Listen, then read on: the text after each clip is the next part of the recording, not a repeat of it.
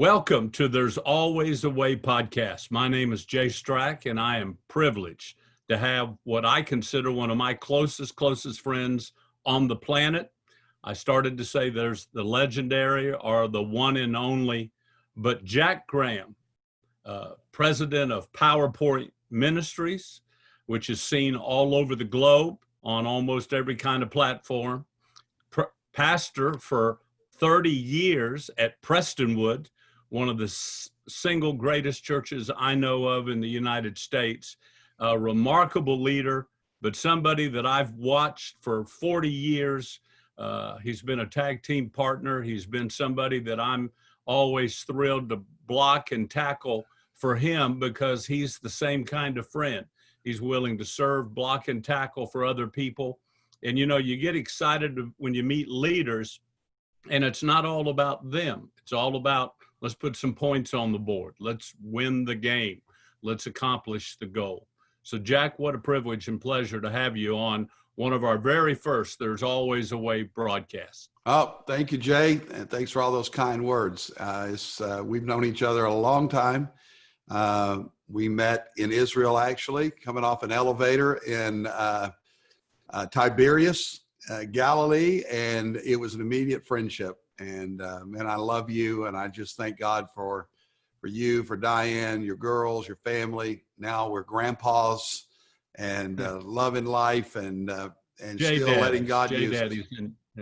Yeah, J Daddy. Not grandpa, but J Daddy. I understand. Yeah, all we baby boomers, we can't be grandpa. So I'm Daddy Jack. You know, we have to have our generation. We got to have cool names for being. No, grandpa. I wanted to be Big Papa Pump, but my daughter thought that was a little much. So, yeah. Jack, I always begin our podcast since we've entitled this "There's Always a Way" by asking the thought leaders that I'm privileged to engage with, what is the first thing that comes to mind when you hear the term, there's always a way?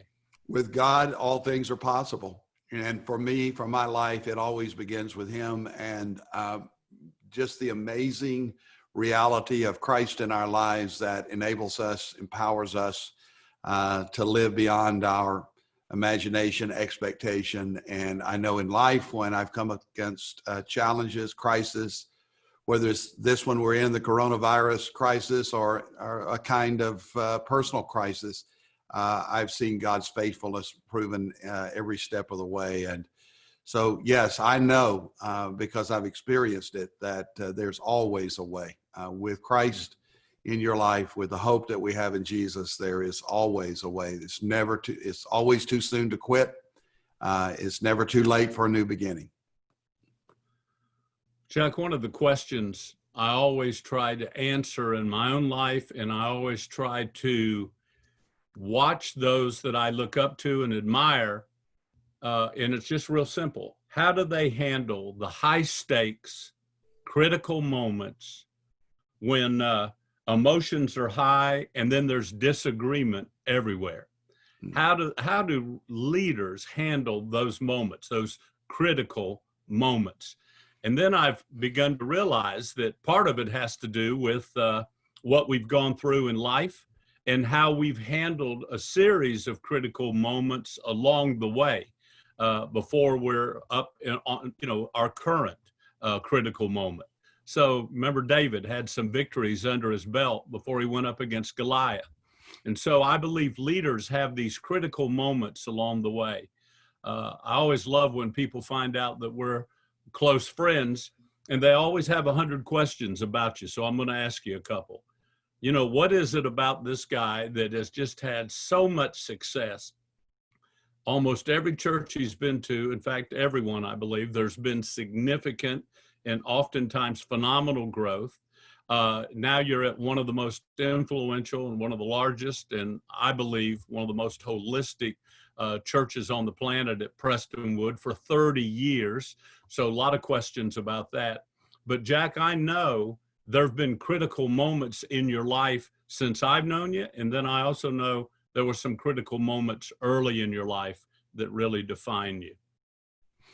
When you walk into a crisis, you do need to be prepared. And you were talking about being a leader.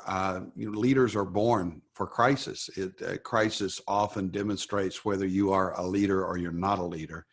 And I've been through a few just in terms of leadership, management of people, and being a pastor of a church and churches, and then on a personal level as well. But the critical thing, as far as I'm concerned, for leaders is that when we walk into the room, that there is a calmness and a confidence that is beyond human preparation, but life preparation gets you ready for. And when you've been to down the road to hell a time or two, and I don't mean literal hell, but just Deb and I, one time we were on the road to Hana in Maui, and that seemed like a road to a really hot place, but it was a long day. But when you're on a tough road, that's the time that you really do. It's not trite to say that determines what you're made of, and if there's character and at the core of you, there's something more than superficial experience. So when I was a young preacher, college student, I mean, the big one was when my father was brutally murdered in 1970. I grew up in a wonderful household of faith. My older brother, a minister. My parents, just really great people, very close to my dad. And while I was a college student, just married, Deb and I, who we celebrate 50 years of marriage this week, as a matter of fact. Man. We were married May 22nd, 1970, 50 years ago this week. So, but that same summer, it was such a, I've seen in life, Jay, a lot of things are in the Christian life, even in the promised land, it says in the Bible that it was a land of hills and valleys. And even living the abundant life, and sometimes when you're on one of those hills, you got to, descend to the valley and so on. So here we are, just married, we're college students, we're loving life. And then I get the word that my father has been injured, not expected to live. He did not live. It was a shoplifter, came into his hardware store. The shoplifter ended up bludgeoning my father with a hammer. He never regained consciousness. 10 days later, he died. And so your life blows up, and now you're the victim of a violent crime. It's something that, you watch on television, somebody else's story, and now it's your story. And, it was devastating to my mother, who never really got over it. She ends up dying 5 years later of heart disease. And I'm always certain that she died of a broken heart, just never could understand why, as the Alone Again Naturally song, you remember that one, says she couldn't believe that the only man she'd loved was gone and was taken. And she never got over it. And so as a young preacher, there's no question, and it was a breaking point in my life. I love my dad very much. I refused to be bitter. I took it on as a challenge to get stronger and not lose my faith, but live my faith. I tell people to this day when they face tragedies that this is not a time to leave your faith. It's not a time to lose your faith. It's time to live your faith. And do not, don't trade what you know for what you don't know. And there were a lot of questions. There's still questions that I can't answer about the whys of life and that experience in particular, of course. But what I know is that Christ is risen. And what I know is that I'm a part of his eternal family, and so is my Father. He's in heaven. And just all those foundational truths of my life that are built in Christ and knowing him, those things I know. So I'm not going to throw my life away or my faith away when bad things happen. So, what a great word. It made me a better comforter of people. I had to grow up a lot, Deb and I. In fact, we lost three of our four parents died in the first 5 years of our marriage. And so we had to grow up a lot. We were young pastor and wife, but as the scripture says, God is the God of all comfort, and with the comfort with which we are comforted, we comfort others. And so no doubt about it, it helped advance me to become a better pastor, shepherd, comforter of people. And it rather than driving me away. You know, I tell people when you're hurting, when in a tragedy, you hurt too bad to ask a bunch of questions. Really, you just need Jesus and just run to Him. So that's one story, and there are others. You know, life has been really good. As the psalmist said, the lines have fallen unto us in pleasant places, and you know, our churches have been good, our ministries have been strong. We've been blessed, but in any life, there are challenges and crises that we all must face and overcome. And I'm actually to the place where I can give thanks to God for even these. Wow. Well, what a powerful word, and a very honest word. Jack, let's have a flashback. Let's get in the Wayback Machine, Sherman and Mr. Peabody. It was approximately 4 years ago, maybe a little over that, and there were a handful of evangelicals that were getting together to really kind of hash it out. African-American pastors, Hispanic pastors, white pastors, pastors of mega churches, smaller churches, key ministries. It was in Fort Worth where this meeting took place, and everybody just kind of shared their heart. And there was one of those critical moments I alluded to. There was emotions got high, and there was disagreement in the room. And the real issue was, you know, why are we so divided by race in our country? You know, we've just had this tragic shooting, and that seems like a PG version of saying it. Really, I believe the brutal murder of a unarmed young man jogging in a neighborhood he's been in for many years and been running in as a jogger for over a year, shot in the back, and lost his life. And then, you know, it's once again, we're back at this moment with high tensions and people concerned about our ability to get along as black and white. And I never will forget, in that moment, the tensions were high, and you stood up and talked about, we've got to trust one another, but we got to forgive one another.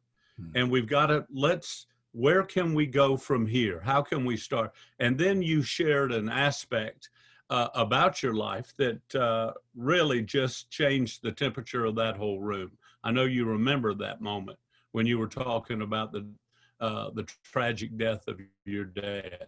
Can you walk us through a couple of your Sure. recollection of that meeting? Yeah, sure. First of all, I want to say at the outset, before I share that story, that racism, hate of any kind, and certainly hating a person because of the color of their skin, that's one of the major sins of this nation and of this country. And it is tragic in every way. And while we have made advances in bringing people together, the injustices that are being resolved and inequalities, we still clearly have to deal with the soul and the hearts of people where there's so much hate. And so I grieve. I'm brokenhearted by the death of this young man, and it's just a reminder that we still need to pray for healing in this country and repent of those sins. And that's one of the sins. We can talk about a lot of national sins and taking a human life, an innocent life, including a child in the womb, is tragic, and we stand with life. So, but yeah, that I remember very well that conversation, and it's just, we're all trying to figure out ways to love one another and reconcile. I grew up in the segregated South. I was born in a little town 30 miles north of Little Rock, Arkansas in 1950.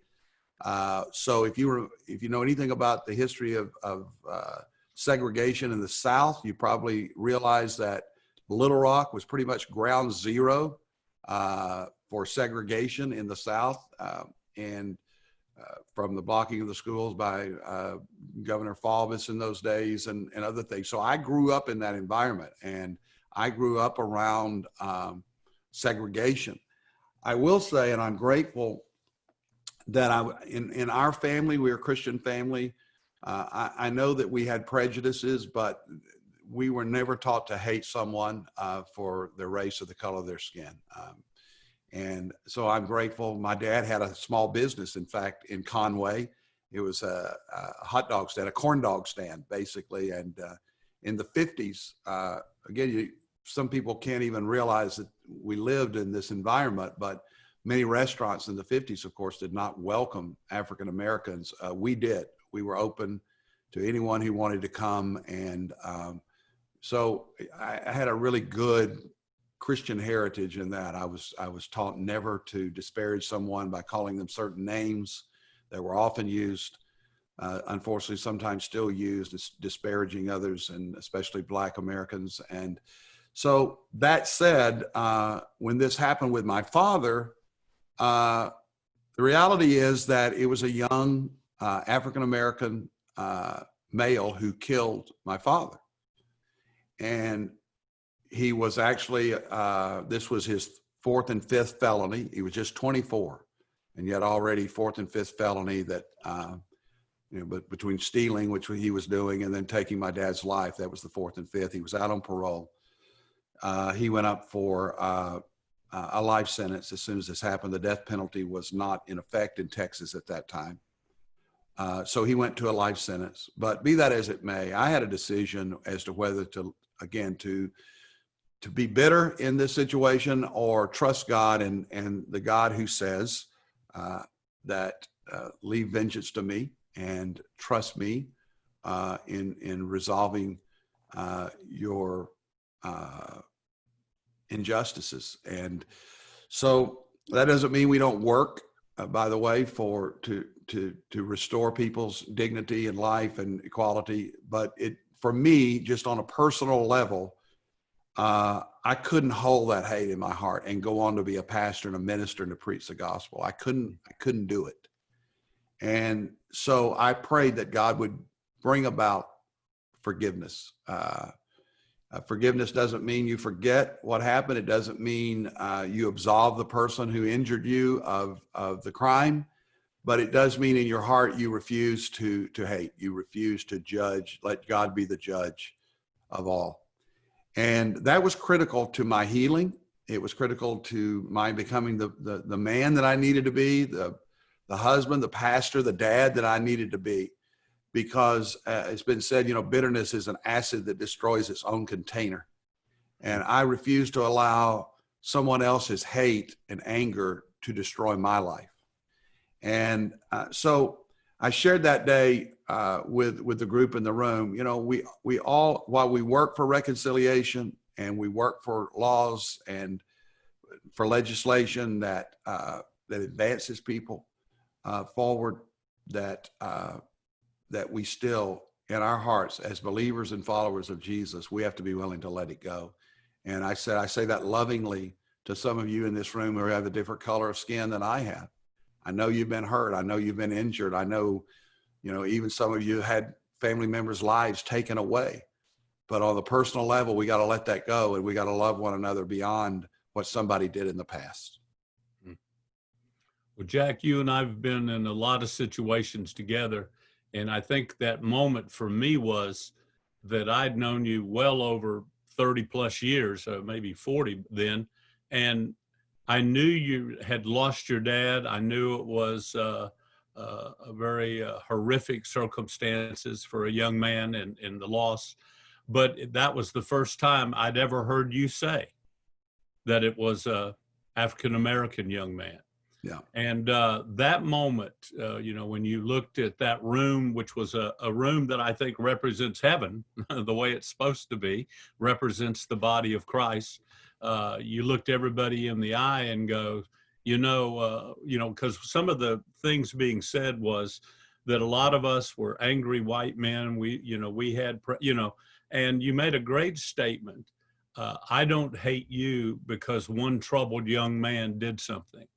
And let's not put each other in those categories. Let's not make those sweeping generation.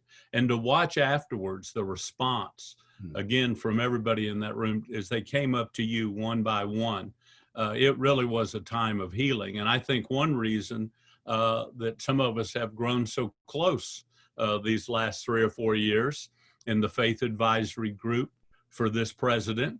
And Jack, I don't know if you know it, but he can be a little controversial. And, us evangelicals have been blamed for everything from World War II to the coronavirus, by certain people in the media and some people on social media. But I can honestly say I'm so grateful to be a part of that group that has the privilege to pray for the president, meet with and the vice president and their families, and that I think some remarkable staff that's there, very signature individuals. But because I believe there are Daniels in the room, and Nathan's in the room, and Deborah's and Esther's in the room, and I just am so grateful to be one of those that would have a little bit of influence and opportunity to speak truth to power. And I've watched your role in that, and I watched you be the leader while not jockeying for position in every picture, but just slowly become a leader that a lot of us look to as we try to make the right decisions in the right spirit and the right way. I'm a pastor. I'm called to be a pastor, and never desired to be anything more than pastor of a local church. And so considering my role with the president, and I know you encouraged me to take a look early on at then candidate Trump and look behind the curtain and see some of the things that you don't see on the surface potentially. But, I view my role and yours the same. I mean, we were invited to be, in effect, a pastor to the president. And that involves a lot of things. I have a lot of different people in our congregation. I pastor them in different ways. People wanted to call it an advisory capacity. Well, I never heard advisory. I certainly was not asked to be his number one fan or cheerleader. I was asked to be his pastor in any way that we could, to pray for him, to shepherd him, to encourage him, if need be, to have some tough conversations, but to be a pastor. So that is how I viewed this role. I'll tell you a story, though, that maybe it just all came, to me this week. We had Andrew Brunson. You may remember that name. Of course. Andrew, missionary over in Turkey, and he was put in jail for 2 years over there. Wouldn't be released. Ergon, I believe, is the leader's name, and so Ergon is in the White House, the Oval Office with the president. We just had Andrew. Reason this is fresh on my mind, we just had Andrew do a Zoomcast interview podcast, or in our service. We had it. One good thing about these online services, you can invite people in and have a conversation from anywhere in the world. So Andrew was telling this story, and it's in his book about the experience. So he's actually in jail. Andrew Brunson is in jail in Turkey, but they're watching the president of the United States, President Trump, visit with Erdogan, Turkey, and the leader of Turkey in the Oval Office. And he's sitting, Erdogan is sitting in, there's some yellow chairs in the Oval Office, and Erdogan was sitting in this yellow chair, and Brunson goes on to say 3 times President Trump appealed to the leader of Turkey to let Andrew Brunson go. 3 times. He just wouldn't give up. And Brunson says the people in the jail in Turkey, they're going, why does he care about this priest? Why does he care about this preacher? Why is the president of the United States talking to our leader about this preacher? And, but the president just pursued it. And, but sitting there in that yellow chair, the leader of Turkey said 3 times, no, no, and no. And so when the president continued to push this, a religious freedom issue, of course, right. Ultimately Brunson was freed. He got to the White House, and he sits in that same yellow chair where the leader of Turkey was saying, no, no, no, we won't let him go. And the president of the United States, President Trump, said, yes, yes, yes, you will. And Andrew ended up getting on his knees and praying for the president. That's the Donald Trump that many of us have seen, the man who fights for a religious leader, who fights for the sanctity of life, who fights for people of faith. And and if you want to put it way beyond the political level, on a personal level, for a man like Andrew Brunson? Well, having gotten to know the family fairly well and been with them on several occasions, I'll share just kind of a private moment. I think it would be appropriate at this point. But right after the inauguration, just like 12, 13 days later, was the National Prayer Breakfast. And I was at a place that kind of a gathering place where a lot of folks involved with the National Prayer Breakfast were meeting. And I was handed a letter, and they said, would you please get this to the president? Well, you know, like I'm going to just slip it in my coat and say, yeah, I'll just take it on over and walk on through and just lay it on his desk. I knew that wasn't the case. But as I began to just pray, I had the opportunity to give that letter, which was some folks from Open Doors and several other folks that were really concerned about Brother Andrew. From that day, almost 3 weeks after the inauguration, or not even 3 weeks after the inauguration, for him to take that on so early, their first meeting, President of the United States just now meeting the president of Turkey. It was an interesting moment. And then I got to be at the White House. There was a listening session, and the vice president interrupts it and says, hey guys, there's a friend here. I just thought maybe you wouldn't mind him saying hello. And in walked Andrew Brunson. And it was an emotional moment, as you remember, when he walked in, because we had all been praying for him and writing on his behalf. But to know that the vice president and the president have worked so hard. I mean, there have been a lot of these kind of stories. Certainly, Brother Andrew's story is, one of the most remarkable. But there have been a lot of interceding. So this is a very personal. Somebody as a president, he does feel things that those of us people of faith deeply, deeply care about. That's right. From prison reform, I mean, who had ever thought? I got to be real candid, Jack. I never thought that Ivanka Trump and Ivanka and Jared, they're kind of like our prince and princess. They were, just had this privileged upbringing. And to meet them so early on, and when you started talking about, when we started discussing about to make America great again, it's got to be fair again, and talk about prison reform, to see tears and to see real interest, and then to watch them for almost a year work so hard behind the scenes. Yeah. So I know most folks, because of the media and other things, they don't get to see moments like that. But there've been literally a book full of those kind of moments where to watch people of faith being in a position to suggest, to ask for prayer, ask how we could help bring that about. Anyway, you've been involved Jay, in so many of these. Yeah, and I think about so many times, and you've been a big part of that. So many times in which we've been able to not only speak to people in power about issues. One of the other issues that you don't think of is a typical, quote, Republican issue, especially white male Republican issue, would be opportunity zones, which that's another whole area where the president has inaugurated a program. Like our church member, good friend of mine, Scott Turner, who's an African-American leader, unbelievable.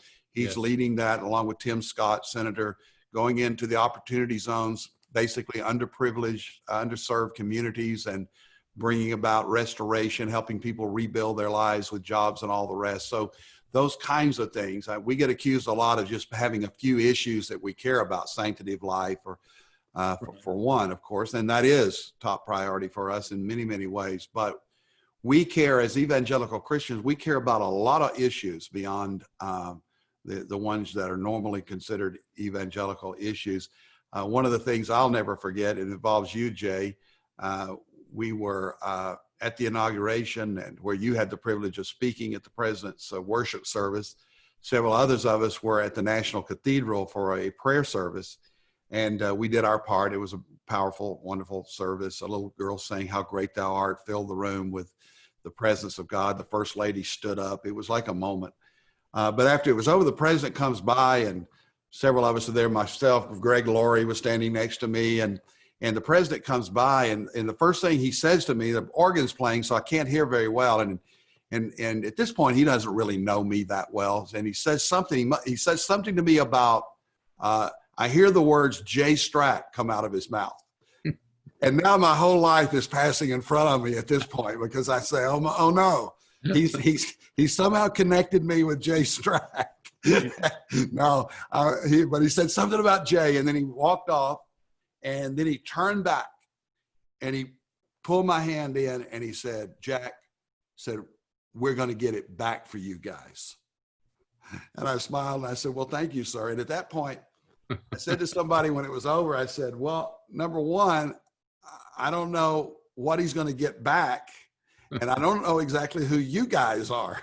But I thought about it later and asked a few friends who knew him. He says he means he's going to get your voice back. And there was a time where evangelical voices, Bible-believing Christians' voices in this country were silenced, at least at the White House and places of power like that. But the president has worked very hard for us to have the freedom to speak openly and to give us a bully pulpit, if you will, through our service to government. Well, great word. Thanks for recollecting some of those intimate moments. But it is, I tell you, it is exciting to know that people of faith matter in the country. And one way that we can, I think, leverage that is all of us, regardless of parties, ought to pray for our president. I know I always prayed for the Obamas and for their girls and for them, their family, to be safe and protected, and prayed. And I've always been taught to pray for our leaders. And yet this so divided political world we're in, if you even tweet, man, I'm praying for the president, or I'm grateful for the president, what he did for the enterprise zones, or that historic, and by the way, it's never been to this level ever, what he's done for prison reform and social justice. And, that's a great way. If America's going to be great, America's got to be fair.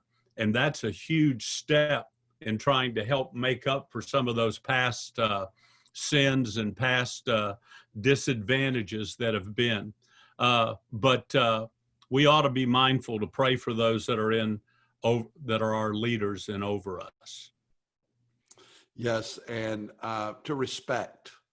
I was always taught, and I did have wonderful parents and a grandfather who taught me this. And I know in our family we were divided. My father was actually an FDR Democrat. He was a Southern Democrat back in the day, and as so many Southerners were.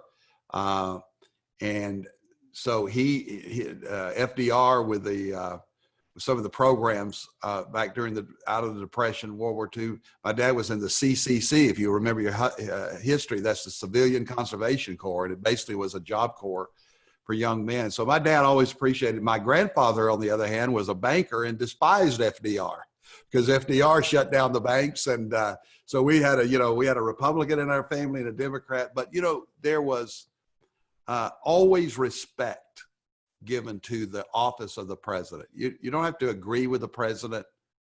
You don't have to love the president, but you should respect the president of the United States. And it's this loss of respect that is so disconcerting to me, that just the loss of civility that we see in the country today. And for whatever the cause, we can blame a lot of things, but again, that's just part of the things we need to be praying about as Americans and as Christians, because judgment does begin at the house of God. So we search our own hearts and we determine how we can be a part of the answer and not a part of the problem. Well, Jack, as we go forward, we've got many challenges ahead of us. One of the things I appreciated, you began this podcast by talking that leaders are born for crisis. and that I'm a big believer that whatever's inside us is what comes out whenever we're squeezed. And so sometimes we may be surprised pleasantly what comes out in one of those pressure moments. But I think all of us have had those moments we've been disappointed with what came out in a pressure moment. So I think life is, as you say, leadership is. But I want to ask you a question about leadership. What does fellowship have to do with being an effective leader? As in who we follow as leaders? Well, if I'm a young man, I want to be a leader. Every young man wants to be a leader. Every young lady, I'm sure, wants to be a leader. But fellowship and leadership, I found, are very closely connected. Mm. That good leaders have no doubt. been in positions. Again, it's an attitudinal issue. If you are a leader, I never will forget our dear friend and mentor, Dr. Adrian Rogers. We were at a meeting, a bunch of young ones, and one of the young guys was complaining that he wasn't getting enough lead time. He wasn't, the older guys weren't handing it over to some of us younger guys, and this guy was going off about that. And I remember Adrian, who was so wise, looked at all of us and responding to this guy, and he said, if you're a leader, do what leaders do: lead. Leaders lead. And of course, if you are a leader, you don't have to tell everybody you're the leader. If you're telling everybody you're the leader, I'm the leader, I'm the leader, I'm the leader, you're probably not. Leaders lead and people follow. And there's a mentality that it's not a wait your turn mentality, but it is, there's so many young leaders that, are not prepared for the leadership role they've been given. And that can result in a lot of pain, pressure. I'm concerned about, we've had some tragic deaths among some younger pastors, and there seems to be a lot of mental illness going on in the pastorate, church leadership today. I think a lot of it is just the pressure of putting yourself in a situation you're not yet ready. And so, be willing. I started out in a little town in Oklahoma. My first church, actually 19, was a good attendance on the weekend, and then in Hobart, Oklahoma. And I think sometimes we want to vault to the top. And to quote Adrian again, he said, "I've seen a lot of guys go up like a rocket, come down like a rock." And, you got to be willing to make sure God does in you what only God can do, to follow God before you start leading others. So yes, I think it's our attitude towards authority. It's our attitude towards people around us that, and basically is humility. Pride is such a killer of leadership. Nobody likes arrogance. And when you're arrogant, it's the biggest turnoff of all. So those are some random thoughts, but there's no question you have to learn to, Paul, what did Paul say? He said, "Follow me as I follow Christ." Big time. Well, Jack, I am privileged to have a lot of students where I'm trying to teach them or introduce them to leadership and a leadership journey. And one of my favorite statements that always seems to get a reaction, and I get some feedback, a lot of feedback on, is that I go, let's be real straight about this thing called being a leader. Some days I have meetings where I'm the man. When I get there, the meeting starts. When I go, it's over, the meeting is over. And I go, I love those kind of meetings. I even take notes on myself, and I'm always, I like those meetings, but I'll have just as many meetings, if not more, where I'm not the man, but where I'm one of the men, one of the guys, if you will, or one of the individuals with men and women in the room. And I'm in a room with other eagles.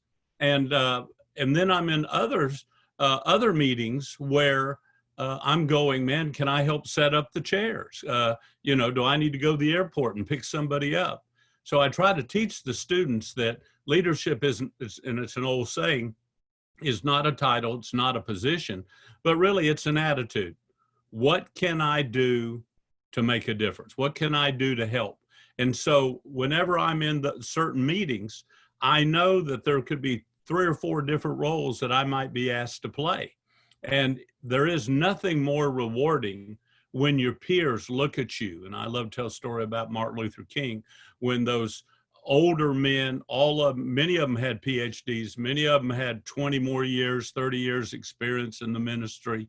Many of those in the civil rights movement had scars in their bodies. And I mean, had really gone through prejudice and pain and persecution, far more than a young Dr. Martin Luther King. But to watch those older men turn and go, Martin, we think you're the one that ought to carry the ball on this issue. And we want to serve you as you do that. So, I mean, to me, that's one of the highest honors in the world, when your peers go, hey, we want you to take the ball on this. So I always tell people, when you're my size, my job is to block and tackle.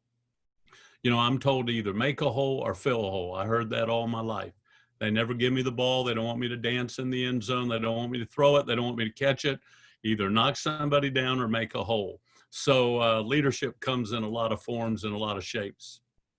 Yeah, I don't think that ever stopped you from dancing in the end zone, though. Well, no question. And thank you for bringing that up. Dancing Bear, there's no rumor to that title. Yeah, no, you're right. And it's also, you know, as a leader, if you're doing all the talking, always doing all the talking, it means you're not doing hardly any of the listening. And if you're not listening, you're not learning. And if you're not learning, you can't ultimately be leading. Leaders listen, they learn, they grow. And then the other thing I often think about is that, you know, if you're in the room and and you're the smartest guy in the room, well, guess what? You're in the wrong room. Big time. Because, you know, if you always have to be the smart guy, the guy with all the answers, I mean, all of us need a team, people around us who make us better, who teach us and help us to make good decisions. Jack, I want to ask one closing question. So many young preachers, and I remember you and I were right there with them. You know, we'd be around certain leaders that just inspired us, whether they did it through their personality or whether it was through their unbelievable preaching ability or maybe the size of the church or what they had accomplished. And so I know a lot of young ministers are always looking at those that have been fruitful, been successful.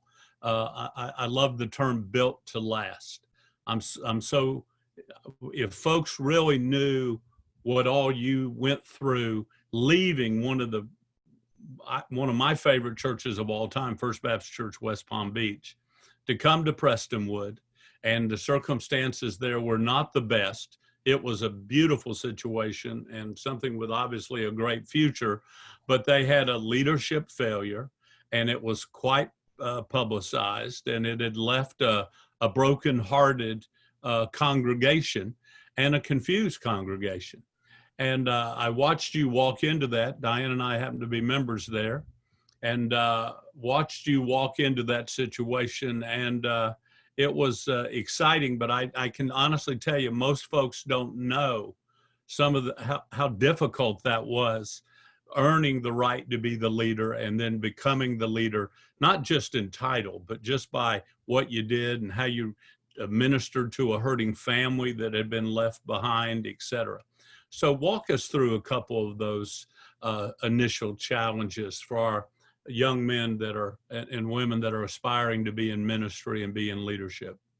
It was one of those times we were talking about earlier of crisis. So the church was in crisis.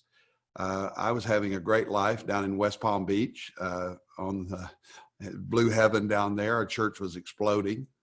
And I was 38 years of age and had really prayed that I could stay in West Palm my entire life in ministry. That's how much we loved South Florida, West Palm Beach in particular, our congregation. And then in 1989, the Pastor Search Committee landed on us initially, and through a series of, I can only say we got prayed to Prestonwood because we had no intention of going to Prestonwood. It was truly a broken church. Most of us assumed it was beyond repair. It was a young church at the time, just about 10 years old, and so young, and some assumed immature in some ways, and that it would never recover. And I frankly was one of those guys, probably just sitting down in South Florida. I knew the situation well. I knew the former pastor very well. I remember saying to my buddy O.S. Hawkins, pity the fool who goes into Prestonwood. And, you know, I ended up being the fool, God's fool, I hope. And God gave us recovery in the church. And, you know, but, you know, I tell young pastors, you know, whether you're walking into a crisis or the greatest situation in the world, you got really about 2 or 3 things to do. One is, you know, pray hard, and then work hard, and which is often missing, by the way. Leaders, you know, you just can't sit in the office and say, you know, everybody come in and see me. It's a lot of hard work. So pray hard, work hard, and get a great team around you. To me, that is the simple secret of success. There are a lot of other factors, but when you pray hard, work hard, and that third part, get a great team around you. We have a motto at Prestonwood, and that is excellence in all things, and all things to the glory of God. Wow. So if you pursue God in prayer and faith, if you work hard pursuing excellence in all things, and you get a great team around you who share those convictions, then great things can happen. And that's what's happened at Prestonwood. It's coming up next couple of weeks. It'll actually be 31 years. And we have just had an incredible run here. And, you know, I'm energized by just the calling. I get up every day grateful and thankful for the opportunity. And, you know, so the early days were challenging, but again, it was that crisis in many ways that gave me an opportunity to, as you're calling your podcast, to find a way when there's no way. I mean, there's always a way, and there was a way, and by God's grace, we found it. Well, Jack, rumor was that you wouldn't even provide your resume, your bio. You know, you well, said, I've never provided a resume or a bio. And if some young pastor listening does, that's not a criticism. It's just, you know, for me, I just never did that. And, you know, he knows this story. For those of you watching, listening, is because Jay kept trying to get me to turn in a resume to Prestonwood. And I said, I thought you liked me, Jay. I thought you were my friend. Because truly, I mean, I had no desire to walk into a battle, which is, you know, off a battlefield. So, but somehow they got it. I think Jay figured it out, and somebody found a resume. And well, that's anyway, the point is, I would just say to all the young leaders out there, truly, you know, don't promote yourself. Whether you send a resume or not, that doesn't matter. But the principle is, don't promote yourself. Don't push yourself. Don't get yourself out there in a situation because you might just find yourself in the wrong place if you do. I know lots of preachers over the years who have kind of manipulated the process and ended up in a really bad situation. You know, I'm not saying don't get your name out there. Don't let people know who you are. But I'm just saying, you know, trust God, lean back, and let God open the right doors for you. Well, I've watched up close and personal. Then once you got there, you were so powerful just preaching the word. I don't think you came in guns blazing because it was Prestonwood. You just came in preaching like you'd always preach. Well, the good thing was I was coming back home because we had moved to Texas. I told you I was born in Arkansas, but I got to Texas as fast as my parents would bring me. So when I was 10, we moved to Texas. So I'm a longtime Texan. Again, love South Florida, would have stayed there forever, but I was a Texan when I got back home. So I kind of knew the way Texans think, and Dallas-Fort Worth community as well. So I just came in. It's another thing. Be yourself, you know, be your best self, be God's man, but don't try to ride somebody else's horse. That's another Texas thing. Well, Jack, you've had some great opportunities, and it's time to wrap this up, much to my chagrin, because I have about 50 more questions for you. Maybe we can do it again. But part of being a leader in a high profile situation, you've been given some great opportunities, but yet that comes with a lot of pressure. I mean, you've hosted certain events, you've been a confidant to other leaders. I look at even some of the people that have been members of your church, Dr. Ken Cooper, one of the most influential men, I think, of a generation, the father of aerobics and all that Dr. Cooper has done, Zig Ziglar. Yeah. But What a Mickey privilege to be Mantle, those guys, Pastor Earl, Pat Summerall. We've had some great people here. What a privilege to be Zig Ziglar's pastor. And you talk about an encourager. I mean, it can be a little bit intimidating when you've got the world's #1 communicator, motivator sitting on the front row, listening to you preach. But he was always my greatest encourager. So often, preachers do make churches and shape them, but often churches shape pastors as well, and just the people that are in it and shape it. And in many ways, I do believe Prestonwood and the people here shaped me more than I shaped them. Well, the scripture, what a great word, Jack. The scripture teaches clearly that we're to mount up with wings like an eagle. And I'm always amazed that when we're doing our best to have the vision and the stamina, there's so many characteristics of an eagle that lend itself to a definition or a description of a leader, from vision on down, but stamina, and then they're faithful. They mate for life unless one of them's tragically killed, but they don't just leave on a whim. They mate for life. So many attributes there, but I notice that when we're trying to mount up with wings like a leader, the Lord begins to draw other eagles around us. And that's when ministry can really start multiplying, I believe. Mm-hmm. When, there's that strong leadership, strong emphasis on the things of God and the Spirit of God, high worship, high biblical preaching, caring about people. I think of all the social ministries Prestonwood's involved with, all the babies that have been saved, and then that new facility. It's not so new now, but for autistic children or children with really special needs, for parents and for those children. I mean, you've done some cutting edge things, ministry. You put all that together, that's an eagle. And the Lord constantly seems to be bringing eagles in. Now, they may be young eagles just learning to fly, or they might be some older eagles that don't want to fly so high anymore. But it's amazing how leadership attracts eagles.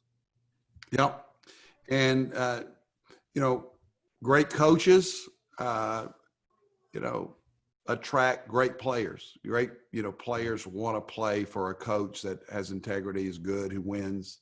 You could do on the music side, you could do, a conductor. Leaders are like a conductor, but a conductor up there just waving his arm with no music is meaningless. So it's the band that makes the conductor great, and then all the pieces in the band. So the role of the conductor is to get all the pieces playing together, and the role of a coach is to get all the players playing together. And so a leader is an opportunity to invest in the lives of people. And if you make it about yourself and waving your arms, I'm the conductor, then that's a loss. But if you make it about the band and the music that we play, then that's a win. Well, There's Always a Way podcast. Our special guest has been Dr. Jack Graham. You'll see on your screen information about PowerPoint, which, like I said, is seen all over the globe. You'll want to check it out. That's where I go to church a lot of times when I'm on the road, when I'm traveling, when I'm overseas. And of course, lately when we've been at home, all nice and cozy, I've gotten a great deal out of the PowerPoint presentations, information of how to get in touch with Dr. Jack Graham at Prestonwood. So I hope you'll take advantage of that, follow him on Twitter. But most of all, Jack, thanks for all you do. Thanks for your friendship. Thanks for what you mean to the country and what you mean to this body of believers that are called evangelicals and all people in this country. God Thank bless you. Jack. And I was just thinking while you were talking, we do have a Prestonwood network for young pastors and church leaders, and we help start churches. We invest in churches and pastors. I do a retreat about 3 times a year for 12 young pastors at a time, all 40-ish and under. And so if any of your young eagles, you can't get in this one yet, Jay. Okay. But if you are a young pastor or a young leader and you're interested in the Prestonwood Network, just go to prestonwood.org, and there's information there. We also have a resident program for intern seminary students. And if you're looking to come to seminary in the Dallas-Fort Worth area, we have 2 really good ones. Yours and my alma mater, Southwestern Baptist Theological Seminary, very strong. Adam Greenway, great young president, and then over at Dallas Theological here as well. But if you're coming to seminary, check us out, be with us, and you might want to check out our resident program. There's always a way. Thank you, Jack Graham.